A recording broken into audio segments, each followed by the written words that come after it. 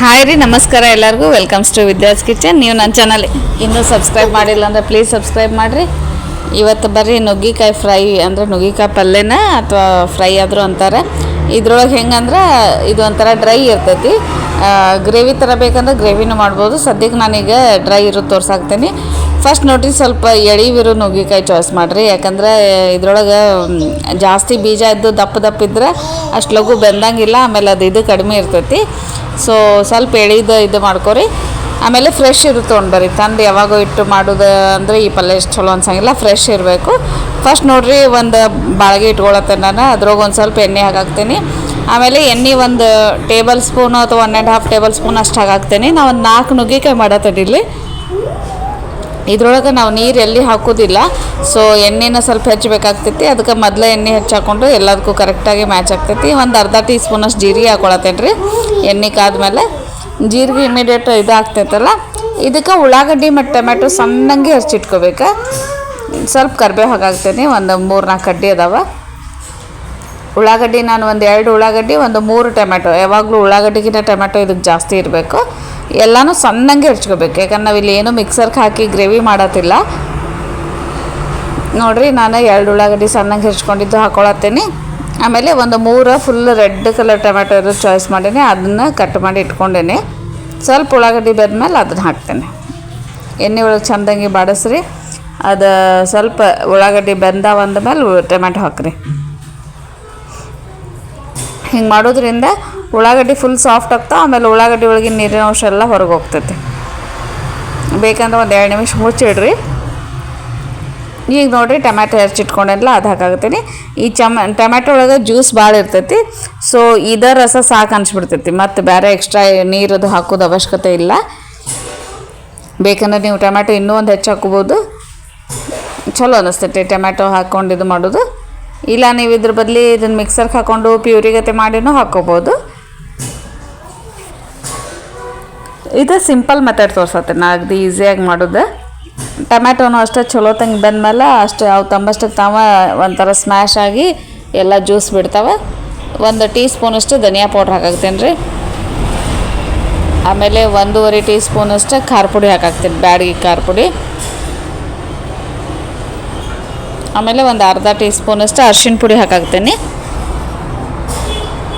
ಹಾಕಿ ಎಲ್ಲನೂ ಚೆಂದಂಗೆ ಮಿಕ್ಸ್ ಮಾಡಿ ಆ ಕಡೆ ಈ ಕಡೆ ಕಡ್ಡಾಡ್ಸ್ರಿ.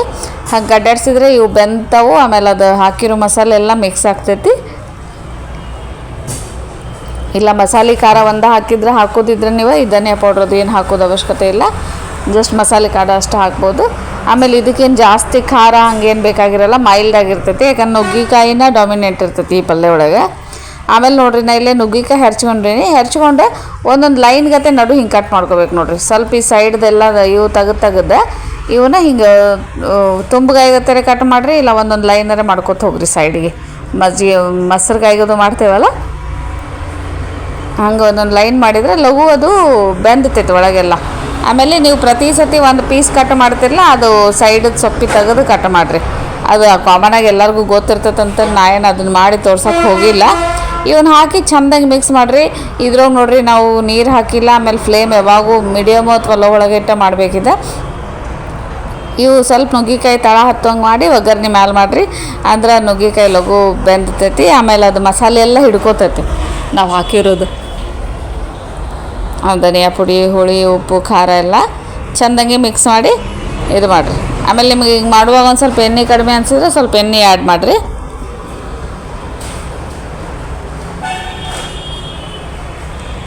ಇದು ನೋಡಿರಿ, ಶೇಂಗಾ ಪೌಡ್ರ್ ಹಾಕಾಗ್ತೀನಿ. ಇದು ಒಂದು 2-3 ಟೇಬಲ್ ಸ್ಪೂನಷ್ಟು ಹಾಕಾಗ್ತೀವಿ.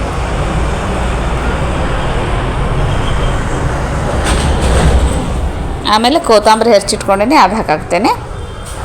ಎಲ್ಲನೂ ಚೆಂದಾಗಿ ಮಿಕ್ಸ್ ಮಾಡಿರಿ. ಬೇಕಂದ್ರೆ ಸ್ವಲ್ಪ ಕೊಬ್ಬರಿ ಪುಡಿ ಅಥವಾ ಹಸಿ ಕೊಬ್ಬರಿ ತುರಿದನ್ನು ನೀವು ಹಾಕ್ಕೋಬೋದು. ಯಾವುದಾದ್ರೂ ಓಕೆ, ಶೇಂಗಾ ಆದರೂ ಓಕೆ, ಇದಿದ್ರೂ ಓಕೆ.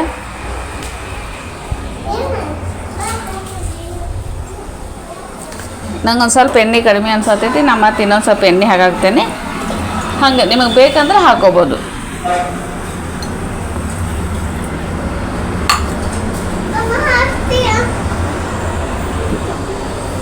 ಒಂದು ಮ್ಯಾಲೆ ಒಂದು ಏನರ ಮುಚ್ಚಿರಿ.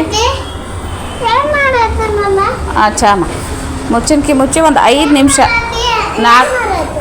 4ರಿಂದ ಒಂದು 5 ನಿಮಿಷ ಇಟ್ಬಿಡ್ರಿ. ಆಮೇಲೆ ತೆಗೆದು ನೋಡಿರಿ ಹಿಂಗಾಗಿರ್ತೈತಿ. ಸ್ವಲ್ಪ ಕಲರ್ ಚೇಂಜ್ ಆಗಿರ್ತಾವೆ ನುಗ್ಗಿಕಾಯಿ. ಅಲ್ಲಿ ಫುಲ್ ಹಸಿರಿದ್ದರೆ ಸ್ವಲ್ಪ ಎಲ್ಲೋ ಅನ್ನಿಸ್ತಾವೆ. ಆಮೇಲೆ ನೀವು ಕೈಲಿ ಹಿಂಗೆ ಮುಟ್ಟು ನೋಡಿದರೆ ಇಮಿಡಿಯೇಟ್ ಆಗ್ತೈತಿ. ಅವು ಪಕಡಿ ಬರ್ತಾವೆ. ಈ ಕುದ್ದಿಲ್ಲ ಅಂದ್ರೆ ಅಥವಾ ಬೆಂದಿಲ್ಲ ಅಂದ್ರೆ ನುಗ್ಗಿಕಾಯಿ ಗಟ್ಟಿನೇ ಇರ್ತೈತಿ. ಅದ್ರ ಮೇಲೆ ನಿಮಗೆ ಗೊತ್ತಾಗ್ತದೆ. ಡಾಲಿ ಹಾಂ ನೋಡಿರಿ, ಇದು ರೆಡಿ ಆಗೈತಿ. ಇದು ಜಸ್ಟ್ ಅನ್ನ ಸಾಂಬಾರು ಅಥವಾ ಮೊಸರನ್ನ ಚಪಾತಿ ಎಲ್ಲದಕ್ಕೂ ಚಲೋ ಇರ್ತೈತಿ ರೊಟ್ಟಿಗದು. ಆಮೇಲೆ ಇಲ್ಲಿ ಜನ ಇದನ್ನು ಜಾಸ್ತಿ ಅನ್ನ ರಸಮು ಅಥವಾ ಅನ್ನ ಸಾಂಬಾರು ಮಾಡಿದಾಗ ಸೈಡ್ ಹಾಕ್ಕೊಟ್ಟು ತಿಂತಾರೆ. ಚಲೋ ಅನ್ನಿಸ್ತೈತಿ. ರೆಡಿ ಆಗೈತೆ ನೋಡಿರಿ. ನಾ ಇದನ್ನು ಒಂದು ಸರ್ವಿಂಗ್ ಬೌಲಿಗೆ ತೆಗಿಯಾಕತ್ತೇನೆ.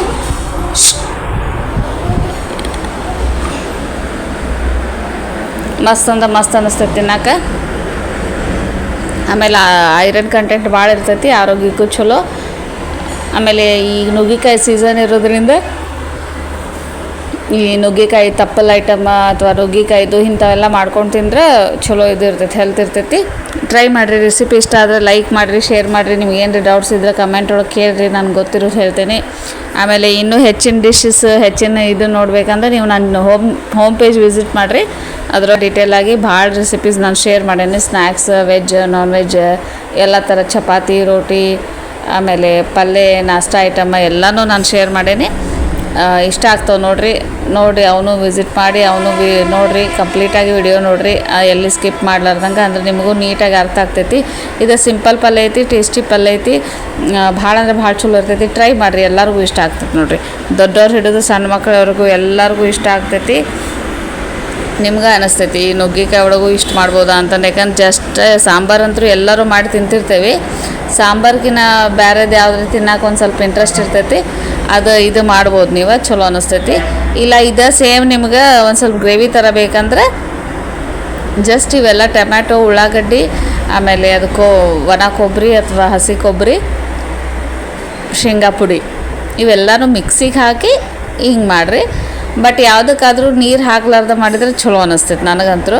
ನಿಮ್ಗೆ ಇನ್ ಕೇಸ್ ಅಷ್ಟು ಆಯಿಲ್ ಹಾಕೋದು ಇಷ್ಟ ಇಲ್ಲ, ನೀರು ಹಾಕ್ಬೋದು ಅಂದರೆ ನೀವು ನೀರು ಹಾಕ್ಬೋದು, ಹಾಗಾದ್ರೂ ಮಾಡ್ಬೋದು. ಓವರಾಲ್ ಈ ಪಲ್ಯ ಅಂತೂ ಹೆಲ್ದಿ ಇರ್ತೈತಿ, ಚಲೋ ಇರ್ತೈತಿ, ಎಲ್ಲರಿಗೂ ಇಷ್ಟ ಆಗ್ತೈತಿ. ಟ್ರೈ ಮಾಡಿರಿ. ಅಗದಿ ಈಸಿ ಮೆಥಡ್ ಐತಿ, ಏನು ಕಷ್ಟ ಇಲ್ಲ. ಆಮೇಲೆ ಮನೆ ಒಳಗೆ ಇರುವಂಥ ಸಾಮಾನು ತೊಗೊಂಡು ಮಾಡುವಂಗೈತಿ. ಎಲ್ಲ ಹೆಲ್ತ್ ವೈಸು ಚಲೋ ಇರ್ತೈತಿ, ಎಲ್ಲ ಥರ ಚಲೋ ಇರ್ತೈತಿ.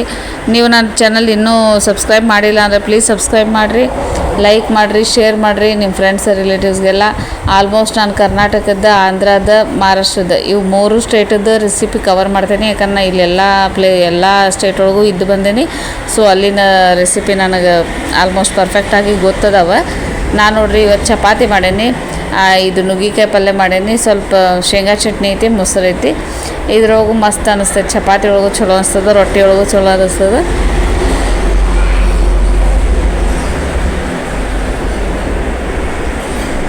Okay friends, enjoy the dish. Have a nice day. Thank you. Bye bye. Take care.